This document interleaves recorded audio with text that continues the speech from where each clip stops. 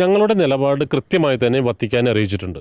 എറണാകുളം അതിരൂപതയിൽ ഈ മുഴുവൻ പള്ളികളും, അതായത് പാരിഷ് കൗൺസിൽ നിലവിലുള്ള 257 ഇടവകളും ജനാഭിമുഖ കുർബാന മാത്രമേ അർപ്പിക്കൂ എന്നും പറഞ്ഞ് റിസൊല്യൂഷൻ പാസ്സാക്കി. അതിൻ്റെ കോപ്പി സഹിതം ഞങ്ങൾ മാർപ്പാപ്പയെ നേരിട്ട് കാണാൻ 4 പേരെ അയച്ചിരുന്നു. അവർ വഴി മാർപ്പാപ്പയ്ക്ക് എത്തിച്ചിട്ടുണ്ട്. സ്റ്റേറ്റ് സെക്രട്ടറിയെ കണ്ട് അറിയിച്ചിട്ടുണ്ട്.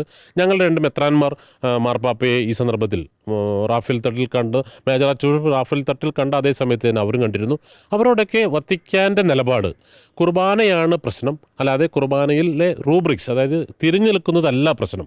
അതുകൊണ്ട് എറണാകുളം അതിരൂപതയ്ക്ക് കൂടി സ്വീകാര്യമായ ഒരു ഫോർമുല ചർച്ച ചെയ്ത് ഐക്യത്തിന് വേണ്ടി നിങ്ങൾ തീരുമാനിക്കണമെന്ന് പറഞ്ഞിട്ടാണ് അവിടെ നിന്ന് ഇങ്ങോട്ട് പറഞ്ഞുവിട്ടത്. എന്നാൽ കഴിഞ്ഞ 6 മാസത്തിനിടയ്ക്ക് ഇന്ന് വരെ, അദ്ദേഹം ചുമതലയേറ്റിട്ട് 6 മാസമായി, ഇതുവരെ ഒരു വട്ടം പോലും എറണാകുളം അതിരൂപതയെ വൈദികരുമായോ വിശ്വാസികളുമായോ ഔദ്യോഗികമായ ഒരു ചർച്ച അദ്ദേഹം നടത്തിയിട്ടില്ല. പലവട്ടം ചർച്ചയ്ക്ക് ഞങ്ങൾ ശ്രമിച്ചുവെങ്കിലും അദ്ദേഹം തയ്യാറായിട്ടില്ല.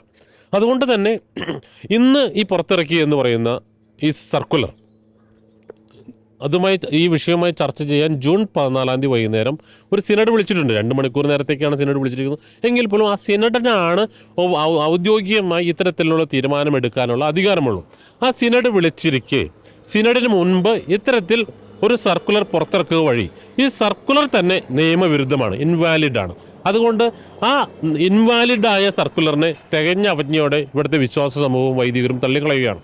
എറണാകുളം അതിരൂപതയിൽ 6.5 ലക്ഷം വിശ്വാസികളുണ്ട്. 99% വിശ്വാസികളും ഒരേ നിലപാടുള്ളവരാണ്. ഇവിടെ മറ്റ് രൂപതകളിൽ നിന്ന് വന്ന് താമസിക്കുന്ന ചെറിയൊരു വിഭാഗം, 1% താഴെ വരുന്ന ചെറിയൊരു ആൾക്കൂട്ടം ചിലപ്പോൾ ഇത്തരത്തിൽ സപ്പോർട്ടുമായി രംഗത്ത് വന്നാൽ അവരെ നേരിടുവാൻ ശക്തമായ സാന്നിധ്യവുമായി അൽമായ മുന്നേറ്റം ഉണ്ടാകും. കായികമായിട്ടാണ് എന്ന് പറയേണ്ട ആവശ്യമില്ലല്ലോ. ഞങ്ങൾ അല്ലാതെ തന്നെ പ്രതിരോധിക്കാൻ ഞങ്ങൾക്ക് സാധിക്കും. ഞങ്ങളുടെ പള്ളിയിലേക്ക് മറ്റൊരു വൈദികന്, ഇപ്പോൾ ഇത് എറണാകുളത്ത് ഒരു ഇടവകയാണ്, ഈ ഇടവക പള്ളിയിൽ ഈ രൂപതയിൽ പെടാത്ത മറ്റൊരു വൈദികനെ പോസ്റ്റ് ചെയ്യാനോ അകത്തേക്ക് കോമ്പൗണ്ടിൽ പോലും കിടക്കുവാൻ ഇവിടുത്തെ വിശ്വാസം അംഗീകരിക്കില്ല. പിന്നെ എങ്ങനെയാണ് ഇവർ ഇത്തരത്തിൽ ഈ ഇടവകളെ മുന്നോട്ട് കൊണ്ടുപോവുക? എങ്ങനെയാണ് പിടിച്ചെടുക്കുക? എന്തർത്ഥത്തിലാണ് പിടിച്ചെടുക്കുക എന്ന് പറയുന്നത്? എങ്ങനെയാണ്? എനിക്ക് മനസ്സിലാവുന്നില്ല. സീറോ മലബാർ സഭയുടെ major arch bishop Raphael Thattil മെത്രാപ്പോലീത്തായും Ernakulam Angamaly അതിരൂപതയുടെ അപ്പസ്റ്റോലിക് അഡ്മിനിസ്ട്രേറ്റർ ബോസ്കോ പുത്തൂർ പിതാവും സംയുക്തമായിട്ട് ഇറക്കിയിരിക്കുന്ന സർക്കുലർ ഒരു വലിയ ചതിയുടെ ഭാഗമായിട്ടാണ് എറണാകുളം അങ്കമാലി അതിരൂപതയിലെ വൈദികരും വിശ്വാസികളും കാണുന്നത്.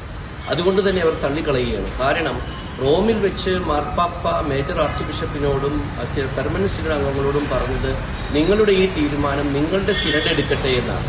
ആ സിനഡ് എടുക്കാനായിട്ടുള്ള സിനഡ് ജൂൺ 14 കൂടാനിരിക്കുന്നത്. അപ്പോൾ ജൂൺ 14 കൂടാനിരിക്കുന്ന സിനഡ് എടുക്കേണ്ട തീരുമാനം എങ്ങനെയാണ് അതിനു മുൻപ്, ആ സിനഡ് കൂടുന്നതിനേക്കാൾ മുൻപ് ആദ്യം ഒരു ഫേക്ക് ഡോക്യുമെൻ്റായിട്ടും പിന്നീട് ഔദ്യോഗികമായിട്ടുള്ള ഡോക്യുമെൻ്റുമായിട്ട് ഇവിടെ പ്രത്യക്ഷപ്പെടുന്നത്. അതുകൊണ്ട് ഈ സിനഡ് കൂടുന്നതിനേക്കാൾ മുൻപെടുത്ത തീരുമാനം തീർച്ചയായിട്ടും മാർപ്പാപ്പ പറഞ്ഞതിന് വിരുദ്ധമാണ്. മാർപ്പാപ്പ അത് സീറോ മലബാർ സഭയുടെ സിനഡിന്റെ തന്നെ പ്രസക്തി ഇല്ലാതാക്കുന്നതാണ്. ഈ സിനഡ് എല്ലാ പെർമനന്റ് സിനഡ് അംഗങ്ങൾ മാത്രമല്ലല്ലോ സിനഡ് എന്ന് പറയുന്നത്. സീറോ മലബാർ സഭയിലെ എല്ലാ പിതാക്കന്മാരും കൂടിയിട്ടാണ് സിനഡ് എന്ന് പറയുന്നത്. ആ സിനഡ് ജൂൺ 14 നടക്കുമെന്ന് ജൂൺ 4 ഈ സീറോ മലബാർ സഭയുടെ ആസ്ഥാനത്തിൽ നിന്നും മൗണ്ട് സെന്റ് തോമസിൽ നിന്നും ഒരു കുറിപ്പ് വന്നിട്ടുണ്ട്. അപ്പോൾ അത് മാത്രമല്ല, ഇത് ചതി എന്ന് പറയുന്നത് ഇന്ന് എറണാകുളം അങ്കമാലി അതിരൂപതയുടെ കുറച്ച് അച്ഛന്മാർ, ഒരു ഫൊറോന വികാരിമാരുടെയും കൺസൾട്ടേഴ്സ് ഫോറത്തിന്റെയും പ്രതിനിധികൾ മേജർ ആർച്ച് ബിഷപ്പിനെ കാണാൻ അപ്പോയിന്റ്മെന്റ് എടുത്തിട്ടുണ്ട്. അദ്ദേഹം അതിന് കൊടുത്തിട്ടുണ്ട്.